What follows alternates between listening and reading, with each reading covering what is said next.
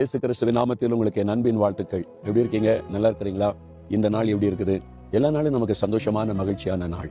ஆண்டவர் வாக்கு கொடுத்திருக்கிறார்களா, இனி தீங்கை காணாதிருப்பாய்ன்னு சொல்லி.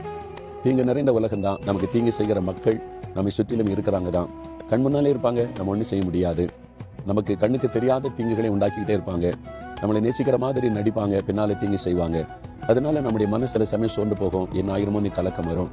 இதெல்லாம் நம்ம கடந்து செல்கிற பாதையா இருந்தாலும் இயேசு கூட இருந்தான்னு வைங்களேன், கரம்பிடித்து அழகாய் தைரியப்படுத்தி நடத்திக்கிட்டே இருப்பார். வேத புஸ்தகத்துல ஒரு பக்தன் ஒரு அனுபவத்தை சொல்றார். அது என்ன தண்ணி வேதத்துல பாருங்க. சங்கீதம் 59 சங்கீதம் 16 வசனத்துல, எனக்கு நெருக்கம் உண்டான நாளிலே கர்த்தாவே நீர் எனக்கு தஞ்சமும் உயர்ந்த அடைக்கலமும் ஆனீர். எனக்கு நெருக்கம் உண்டான நாள், அப்ப நீர் எனக்கு அடைக்கலமும் தஞ்சமாக இருந்தீர் என்று சொல்கிறார். யார் இந்த மனிதர்? தாவீது ஆடு மேய்த்துக் கொண்ட தாவீதை ராஜாவாக கர்த்தர் உயர்த்தினார். கர்த்தர் அவரோடு இருக்கிறதை விளங்க பண்ணும்படி கோலியாத் என்கிற ராட்சதனை வீழ்த்தினார். இதை பார்த்த அந்த தேசத்துள்ள ராஜா, அவருடைய மாமனார் தன்னுடைய மகளை திருமணம் செய்து கொடுத்தவர். இப்ப என்னடான்னா, பொறாமையினால எல்லாரும் தாவீதை புகழ்றாங்களே என்று சொல்லி கொலை செய்வதற்கு ராணுவத்தை அனுப்பி இருக்கிறார். அந்த சங்கீதம் எழுதப்படும் போது சவுல் தாவீதை கொலை செய்ய அந்த வீரர்களை அனுப்பின சமயத்துல தான் தாவீது ஓடி ஒளிகிற காலத்துல இந்த சங்கீதத்தை எழுதினார். ஆண்டவரே, நான் நெருக்கப்படுகிற காலத்துல நீர் எனக்கு அடைக்கலமானீர். ஆண்டவர் அவரை சத்துரு தொட விடவில்லை.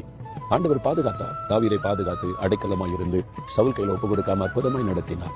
உங்களை நடத்துவார். எத்தனை பேர் உங்களுக்கு ரோதமாய் எழுப்பினாலும், உங்களை அழித்து விடும்படிக்கு ராணுவமே வந்தாலும், ஆண்டவர் அடைக்கலமா உங்களை பாதுகாக்கும் போது ஒருவர் உங்களை தொட முடியாது, சேதப்படுத்த முடியாது.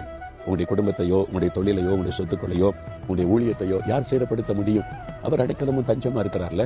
அப்ப நீங்க விசுவாசத்தோட சொல்லுங்க, தேவரீர், நான் நெருக்கப்படுகிற காலத்துல நீர் எனக்கு அடைக்கலமும் தஞ்சமா இருக்கிறீர். நெருக்கமான காலம் வரும். அந்த வந்தாதான் தேவனுடைய ஆசீர்வாதத்தை நம்ம அனுபவிக்க முடியும். தாவீது பாருங்க, அந்த நெருக்கப்படுகிற காலத்துல நான் கர்த்தர் தனக்கு அடைக்கலமா இருக்கிற அந்த அனுபவத்தை அவர் உணர்ந்தார்.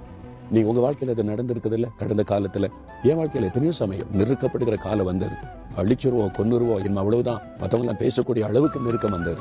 ஆனா ஆண்டவர் எனக்கு அடைக்கலமா தஞ்சமா இருந்து பாதுகாத்து நடத்தினார். யாருக்கையும் ஆண்டவர் என்னை விட்டுக் கொடுக்கவில்லை. உங்களை விட்டுக் கொடுக்க மாட்டார். பயப்படாதீங்க, தைரியமா இருங்க. ஆண்டவர் இந்த சூழ்நிலைகளை மாற்றி நன்மையான வழியில நடத்துவார். தாவீது எவ்வளவு காலம் நெருக்கப்பட்டார். ஒரு காலம் வந்தது, தேசத்துக்கு ராஜாவாக உயர்த்தினார். அதனால கர்த்தர் உங்களையும் உயர்த்தி கனப்படுத்துவார். பயப்படாதுங்க. தேவரீர், என்னுடைய நெருக்கத்தின் நாட்களிலே நீர் எனக்கு தஞ்சமும் அடைக்கலமா இருக்கிறதற்காய் ஸ்தோத்திரம். நீர்தான் என் அடைக்கலம், நீர்தான் என் தஞ்சம். ஆகவே நான் பயப்பட மாட்டேன், கலங்க மாட்டேன். உமக்கு ஸ்தோத்திரம், ஸ்தோத்திரம். இயேசுவின் நாமத்தில் ஆமென், ஆமென்.